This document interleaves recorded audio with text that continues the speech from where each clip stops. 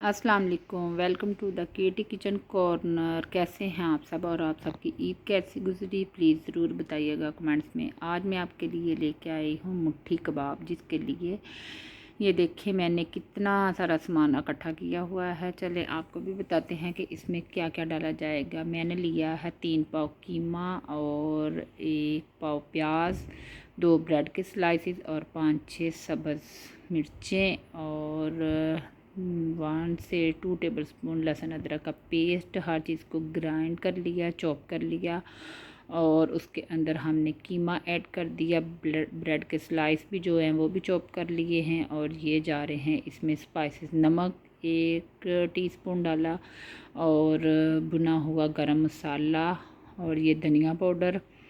भुना हुआ गरम मसाला इसलिए कह रही हूँ कि पहले उसको थोड़ा सा रोस्ट कर लिया बगैर ऑयल के और बाद में उसको पीस लिया। और 1 टीस्पून हल्दी डाली है और 1 ही टीस्पून मैंने इसमें ज़ीरा और खुश्क धनिया जो मतलब हल्के हाथों से थोड़ा सा कुचल लिया वो डाला और 1 चुटकी अजवाइन डाल दी। और इन सारी चीज़ों का करेंगे हम मिक्स, लेकिन उससे पहले हम डालेंगे बेसन।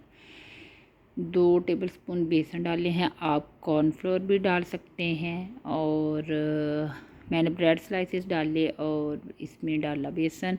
मुझे कॉर्नफ्लोर की ज़रूरत नहीं पेश आई क्योंकि जो कीमा था वो बहुत बारीक पिसा हुआ था, इसलिए काफ़ी अच्छे से वो देखें एक दम से यकजान हो गया है। इसमें हमने डाला तकरीबन 2 टेबलस्पून से थोड़ा कम ही था ऑयल डाला। अब मैं इसके बनाऊंगी मुट्ठी कबाब। ये देखें कबाब की मतलब स्टिक्स के ऊपर लगाने का मकसद सिर्फ यही है कि उसकी थोड़ी शेप मुट्ठी जैसी आ जाए, वरना हम विद आउट स्टिक्स या सी इनको करेंगे फ्राई। हल्का सा इसमें ऑयल जाता है, ये डीप फ्राई नहीं करते और ना ये मतलब बार भी किया है मैंने इसको एक पैन में किया है चूल्हे के ऊपर ही। और ये देखें 1 टेबलस्पून मैंने सिर्फ ऑयल डाला था और ये सारे कबाब बना के उसके अंदर रख दिए और ऊपर से थोड़ा सा ग्रीस करेंगे ऑयल के साथ इसको।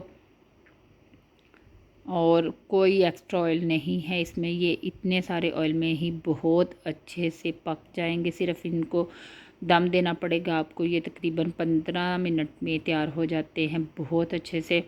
ये देखें इतने अच्छे से फ्राई हो रहे हैं। हल्का सा ऑयल है इनके अंदर और इसको मतलब थोड़ा सी स्पेस दे के इनको थोड़ा सा हिला लें ताकि ये लग ना जाएं या एक साइड से बिल्कुल ना जल जाएं।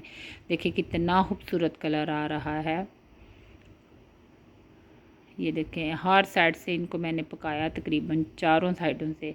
ये मैं आपको मतलब रिकॉर्ड कर मैं आपको बता रही हूँ कि मैंने इसकी जो साइड होती हैं और चारों साइडों पे बारी बारी इसको पकाया और पकाने के बाद फिर मैंने इसको थोड़ी सी हीट जो है वो लो से मीडियम की और फिर इसको मतलब जो ये देखें इसके अंदर से जो पानी वगैरह निकल रहा है इसका अपना जूस यानी जो भी आप कह सकते हैं।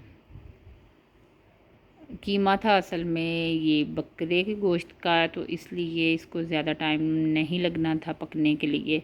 मैंने इसके अंदर कोई मतलब आमचूर पाउडर नहीं डाला, ना पपाया पाउडर डाला है। सिंपल सी रेसिपी है लेकिन बहुत मज़े के, बहुत जूसी और बहुत सॉफ्ट बनते हैं और बहुत अच्छे। और आपको पता है ये 1-2 घंटे तक भी बिल्कुल ऐसे फ्रेश ही रहे हैं। जितनी दफ़ा गर्म किए बड़े नरम थे। ये देखे थोड़ी सी लो से मीडियम मैंने जब इसकी हीट की तो फिर ये देखें माशाल्लाह से इनका इतना अच्छा कलर आया है और ये इनकी फ़ाइनल लुक है। आप भी ज़रूर ट्राई करें, ईद के दिनों में ये बहुत अच्छे लगते हैं। और मुझे दुआओं में याद रखिएगा। कैसी लगी रेसिपी ज़रूर कमेंट्स में मुझे बता दीजिए, इससे हमारी हौसला अफजाई होती है। मेरे चैनल को लाइक कर दें, सब्सक्राइब कर दें, आपकी बड़ी मेहरबानी। थैंक यू जी। अल्लाह हाफिज़।